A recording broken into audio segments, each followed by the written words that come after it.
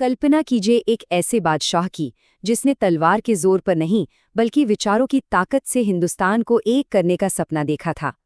आज हम मुगल बादशाह अकबर के उसी असाधारण और हाँ काफी विवादित सफर को समझने की कोशिश करेंगे, जहां उन्होंने सभी धर्मों को एक धागे में पिरोने की एक जबरदस्त कोशिश की।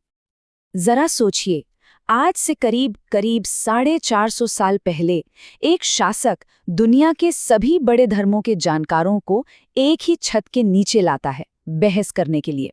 ये सवाल ही अकबर के इस पूरे विश्लेषण की बुनियाद है। तो चलिए इस सफर में जरा गहराई से उतरते हैं। देखिए, अकबर शुरू से ही इतने उदारवादी नहीं थे। उनकी सोच एक कट्टर शासक से शुरू हुई और धीरे धीरे एक ऐसे सुधारक तक पहुंची जिसने भारतीय इतिहास की दिशा ही बदल दी। तो समझते हैं कि यह असाधारण बदलाव आखिर हुआ कैसे और क्यों।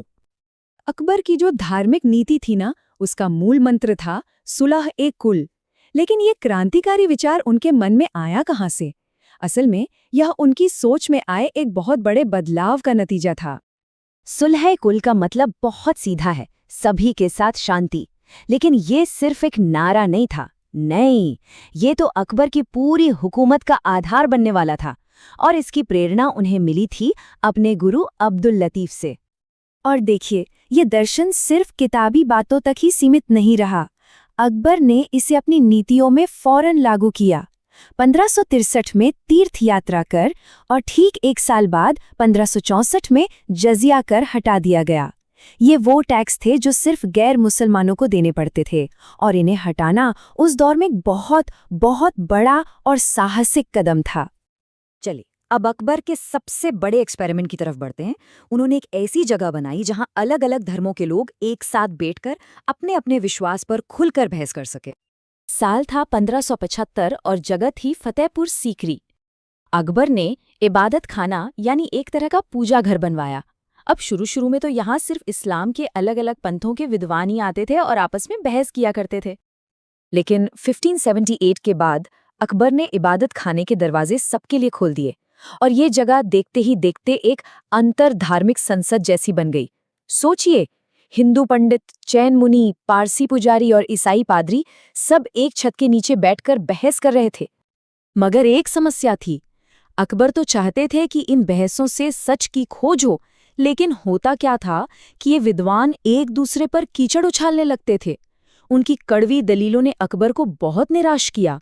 उन्हें लगा कि ये रास्ता शायद सही नहीं है। तो इबादत खाने की इस नाकामी और धार्मिक कलह का अकबर ने क्या हल निकाला? उन्होंने एक ऐसा दस्तावेज जारी किया जिसने सत्ता का पूरा समीकरण ही बदल कर रख दिया। इसे कहा गया मजहर। तो ये मजहर आखिर था क्या?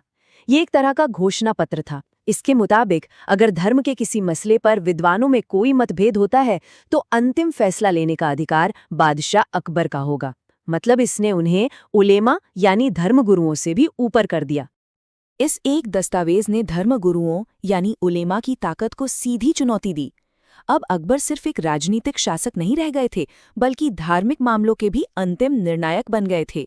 एक सुल्तान आदिल यानी न्यायप्रिय शासक। अब हम अकबर के धार्मिक प्रयोगों के शिखर पर पहुंचते हैं। एक बिल्कुल नए धर्म की स्थापना जो शायद उनके पूरे जीवन के अनुभवों का निचोड़ था। साल 1582 में अकबर ने दीन ए इलाही यानी ईश्वरीय धर्म की शुरुआत की। इसका मकसद किसी नए धर्म को लोगों पर थोपना नहीं था, बिल्कुल नहीं, बल्कि हिंदू, इस्लाम, पारसी और ईसाई धर्मों की जो सबसे अच्छी बातें थीं उन्हें मिलाकर एक ऐसा रास्ता बनाना था जो पूरे साम्राज्य में एकता ला सके। लेकिन इसमें शामिल होना कोई बच्चों का खेल नहीं था। इसे अपनाने वाले को 4 चीजों के त्याग की शपथ लेनी पड़ती थी: अपनी संपत्ति, अपना सम्मान, अपना पुराना धर्म और यहाँ तक कि जरूरत पड़ने पर बादशाह के लिए अपनी जान भी। लेकिन सवाल ये है कि इतने बड़े साम्राज्य में दीन इलाही को अकबर के जीवन काल में कितने लोगों ने अपनाया? आपको जानकर हैरानी होगी, सिर्फ 18 लोगों ने, और उनमें से भी केवल एक हिंदू थे, अकबर के सबसे करीबी दोस्त राजा बीरबल। शायद इसकी कठोर शर्तें और इसे फैलाने में कोई खास दिलचस्पी न दिखाना ही इसकी नाकामी की वजह बना। तो क्या दीन इलाही एक महान विचार था या एक बहुत बड़ी भूल? अकबर इसे एकता का रास्ता मानते थे, लेकिन इतिहासकार विंसेंट स्मिथ जैसे आलोचकों ने इसे अकबर की मूर्खता का स्मारक तक कह डाला। सच्चाई शायद इन दोनों के कहीं बीच में है। देखिए, दीन-ए इलाही भले ही असफल रहा हो, लेकिन अकबर की असली विरासत कुछ और थी। ये थी उनकी बहुलतावाद की नीति, यानी सभी धर्मों और संस्कृतियों का सम्मान करना और उन्हें आगे बढ़ाना। अकबर हिंदू धर्म से बहुत गहराई से प्रभावित थे, खासकर कर्म और पुनर्जन्म के सिद्धांतों से। वो दिवाली जैसे त्योहार मनाते थे और उन्होंने महाभारत जैसे कई बड़े संस्कृत ग्रंथों का फारसी में अनुवाद भी करवाया। उनका सम्मान जैन धर्म के लिए भी बहुत गहरा था।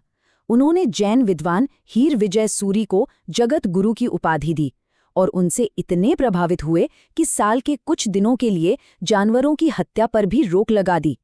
पारसी धर्म का भी अकबर पर गहरा असर पड़ा। उन्होंने दरबार में झरोखा दर्शन और सिजदा जैसी कई पारसी परंपराएं शुरू कीं, जो बाद में मुगल शासन का एक अहम हिस्सा बन गईं। और सिख धर्म के साथ भी अकबर का रिश्ता बहुत सम्मानजनक था।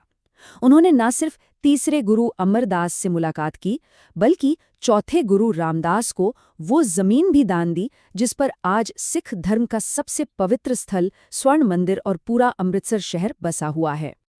तो आखिर में सवाल यही बचता है, अकबर ये सब कर क्यों रहे थे? क्या ये उनकी अपनी रूहानी शांति की एक निजी खोज थी, या फिर एक चतुर राजा की अपने विशाल और अलग-अलग धर्मों वाले साम्राज्य को एक सूत्र में पिरोने की एक शानदार राजनीतिक चाल? इसका जवाब शायद हमेशा बहस का ही विषय रहेगा।